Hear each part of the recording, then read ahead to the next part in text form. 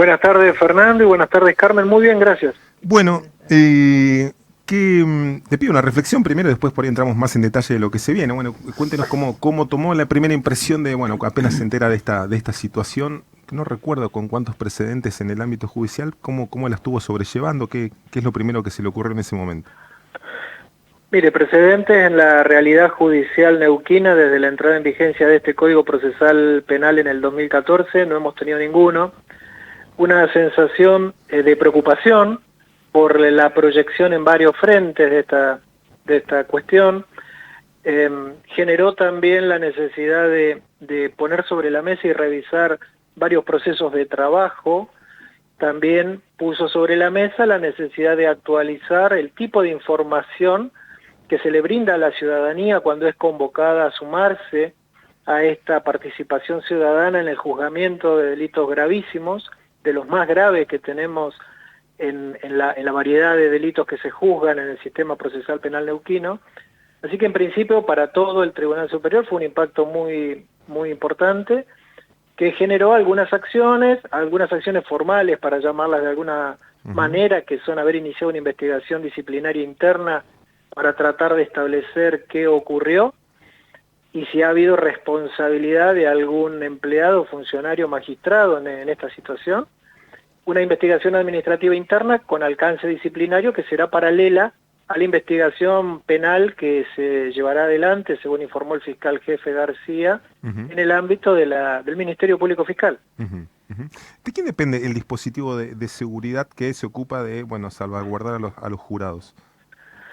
Toda la organización necesaria para poder llevar adelante en condiciones absolutamente normales un juicio por jurado dependen de la Oficina Judicial Penal de este Poder Judicial, que le encomienda al personal de seguridad cuáles son las tareas que tiene que realizar, pero en este caso es un trabajo en equipo. Lo que vamos a tratar de establecer en este repaso de todo lo que se hizo, lo que se debió haber hecho y lo que pudo haber fallado, nos mostrará en qué etapa de todo ese trabajo de planificación y de puesta en marcha se incurrió en alguna omisión. Habrá que ver si eso es una omisión por descuido, una omisión por intencionalidad de que esto ocurriera de esa manera. Ese es el objetivo que va a perseguir la investigación que se está llevando adelante. Claro, claro. ¿Hay cámaras en esas instalaciones? ¿Hay posibilidad de reconstruir quién circuló por ese lugar o quiénes o reducir el círculo de personas que estuvieron circulando por allí por estos cuidados que se sostienen?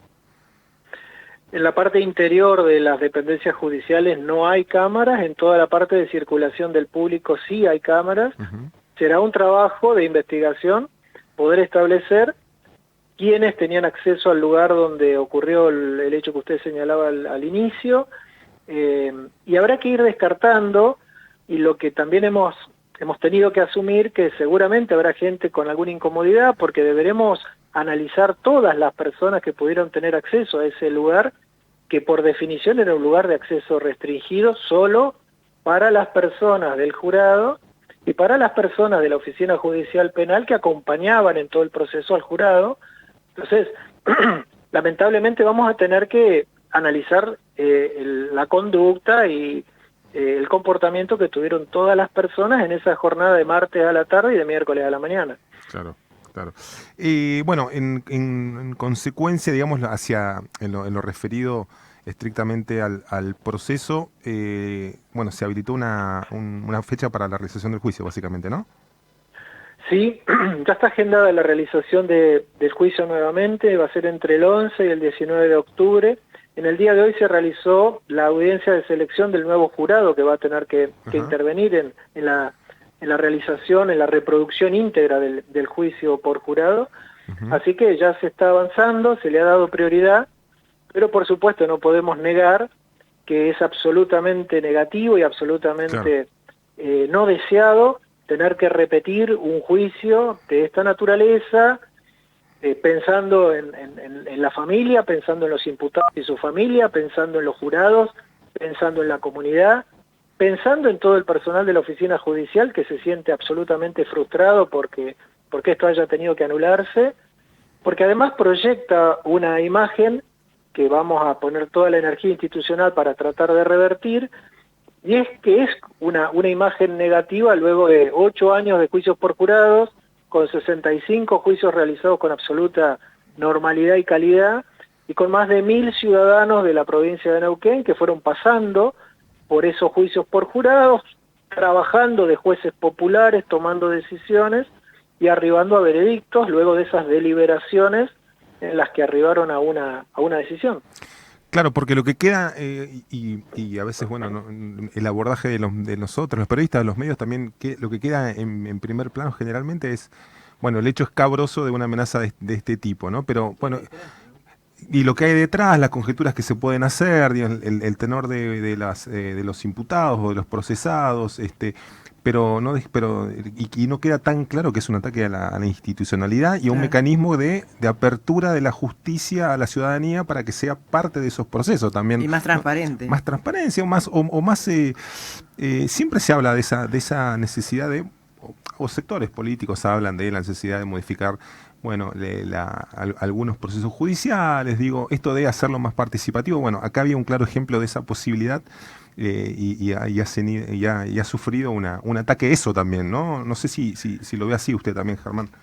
No, sí, también lo vemos así, por eso es la preocupación y por eso es la decisión firme de trabajar para sostener esta decisión que ha tenido la ciudadanía de Neuquén, legitimada en la legislatura de la provincia de Neuquén, en el 2011 cuando sancionó el actual Código Procesal Penal, incorporando la figura de los tribunales de jurados populares, y Código Procesal Penal que empezó a transformar el sistema procesal penal neuquino en 2014, y por supuesto que coincido absolutamente con que estos hechos, incluso aunque no hubieran pasado por la cabeza de la persona que realizó esa inscripción en ese baño, los efectos que podría tener esa inscripción, por supuesto que todos tenemos obligación de hacer la misma construcción de hipótesis que usted hacía, porque sin duda va a tener efecto y sin duda el hecho puede ser utilizado con distintas intencionalidades, de apoyo, de crítica, de sobredimensionar un hecho. De hecho también ha sido objeto de conversación entre jueces profesionales, para llamarlos de alguna manera, quien trabaja de juez en un poder judicial, que tal vez ese mensaje no le hubiera causado ninguna alteración en su ánimo para poder dictar una sentencia, pero ese mensaje fue suficiente para sí provocar una alteración en el ánimo de un ciudadano que es convocado en esta situación extraordinaria a trabajar como juez popular. Entonces también esto obliga a todos los que articulan en un proceso de esta naturaleza a revisar el proceso, a repensarlo, a ponerse en la posición del ciudadano que se encontró con esa leyenda y que entendió que ya, y esto es lo positivo, que la persona inmediatamente afectada por esa leyenda que entendió que, aunque era genérica, podía estar dirigiéndose a ellos, entendió que ya no se encontraba en condiciones adecuadas para poder continuar la deliberación y arribar a un veredicto, porque entendió y entendieron el resto de los jurados cuando hablaron con la jueza y con todas las partes, con el fiscal, la querella y la defensa, que no iban a poder cumplir ni garantizar la premisa de imparcialidad, que es la que tiene que alentar todo el trabajo del jurado mientras están deliberando.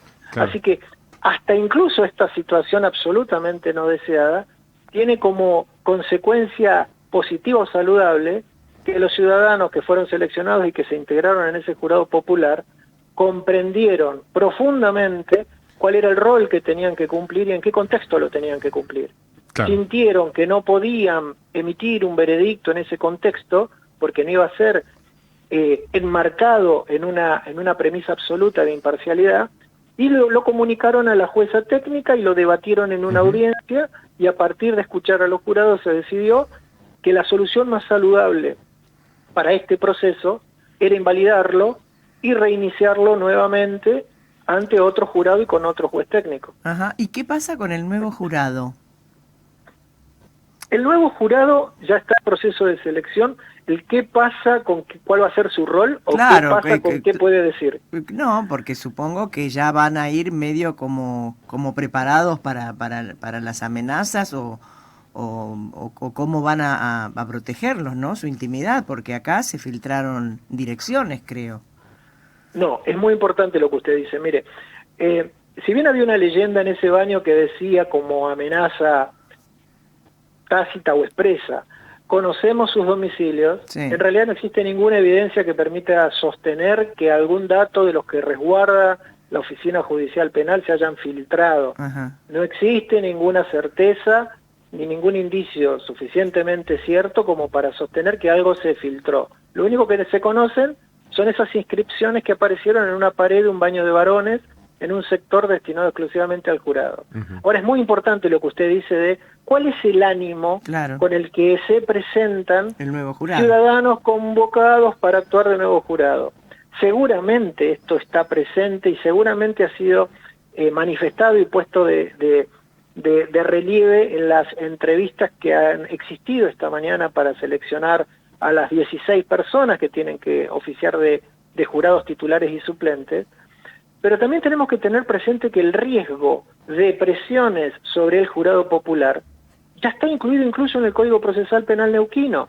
No es ajeno al diseño de la figura de jurado popular que cualquier ciudadano pudiera estar recibiendo de terceras personas insinuaciones hacia cómo dirigir su decisión, porque hay un artículo expreso en el Código Procesal Penal cuando se habla de la deliberación que contempla el riesgo de que el jurado popular sufra presiones y le brinda algunas herramientas al juez técnico que lleva adelante esa dirección de ese proceso, si es que las advierte mientras se está desarrollando el proceso en la recepción de la prueba. En este caso lo que ocurrió es que la amenaza se exteriorizó, o esa intimidación se exteriorizó en el momento en que ya había concluido esa etapa de recepción de prueba, los jurados suplentes habían sido ya liberados y había comenzado la deliberación. La deliberación es una reunión de los 12 titulares en un ambiente absolutamente independiente y la deliberación tiene que ser continua y secreta y está absolutamente prohibido que cualquier tercero acceda. ¿Por qué digo que no es novedoso esta cuestión de que puede haber temor en el ciudadano? Porque en estas audiencias de selección es bastante frecuente que los ciudadanos convocados le hagan conocer a la jueza técnica o al fiscal o a la querellante o a la defensa que quiere tener claro a qué se expone. Claro. Digamos, el temor es un elemento usual cuando un ciudadano que no conoce del sistema de justicia, porque este sistema lo que hace es a quienes conozcan del sistema de justicia los excluye como potenciales jurados. Claro. Los que son abogados, los que trabajan en el Poder Judicial, los que trabajan en las fuerzas de seguridad, no pueden ser jurados porque conocen cómo es el método de juzgamiento. Entonces, es cierto que sospechamos que este episodio puede potenciar la expresión de los ciudadanos que son invitados a participar como jurados populares de temores, pero ahí está el rol del Poder Judicial de reconstruir el mismo mensaje de seguridad y de tranquilidad que se le fue transmitiendo a todos los ciudadanos los 8 años que venimos llevando adelante estos jurados populares. Y le hago una última pregunta y desde ya, bueno, agradeciéndole esta claridad y estos minutos que nos concede respecto de lo que había estado sucediendo con el hackeo al sistema informático del Poder Judicial, esa aparición de, si mal no recuerdo, eran correos electrónicos en una base de datos que estaba subastándose en una página en internet. ¿Qué pudieron saber desde entonces a este momento? ¿O cómo está esa investigación? ¿Qué nos puede comentar al respecto? Bueno, nosotros preferimos no hablar de hackeo, preferimos hablar de que lo que se ofreció para comercializar es una copia de la base de datos de las direcciones de correo electrónico institucional de todo el Poder Judicial de Neuquén. Preferimos no hablar de hackeo porque eso da la sensación de que alguien hizo una intromisión externa a las bases de datos del Poder Judicial, que hubo una violación de seguridad, y la verdad es que no hemos constatado de ninguna manera, luego de todo el tiempo que se ha dedicado el área de informática a revisar todos los contactos remotos que tenemos, no se ha registrado ninguna intromisión externa, ni se ha registrado ningún defecto en los funcionamientos de las bases de datos del Poder Judicial, que están abiertas y en conexión 24 horas con la totalidad de los abogados, la totalidad de los peritos, la totalidad del personal y funcionarios judiciales que tienen acceso remoto a sus computadoras de escritorio. Lo que sí tenemos como objetivado es que de alguna manera alguien, que tampoco tenemos certeza en este momento si es una persona ajena al Poder Judicial o que tiene alguna vinculación con el Poder Judicial, Lo objetivo es que alguna persona accedió a la libreta de direcciones completa que cualquiera de nosotros en nuestra computadora de escritorio tiene accesible para poder comunicarse con cualquier compañero de trabajo del Poder Judicial, y ofreció... ¿Y la filtró? Sí, de alguna manera o la filtró o la compartió. Lo que hasta ahora no está establecido es que haya existido una intromisión de una persona ajena al Poder Judicial que por alguna conexión remota haya ingresado a esa base y la haya copiado, pegado y extraído de nuestro sistema. Básicamente eso es lo que tenemos constatado hasta ahora, y no se ha cerrado todavía la investigación interna que se está realizando. Bien. Germán, muchísimas gracias por este contacto y que tengan muy buena tarde. Igualmente ustedes, muchísimas gracias a ustedes por el contacto y a disposición. Buenas tardes, gracias.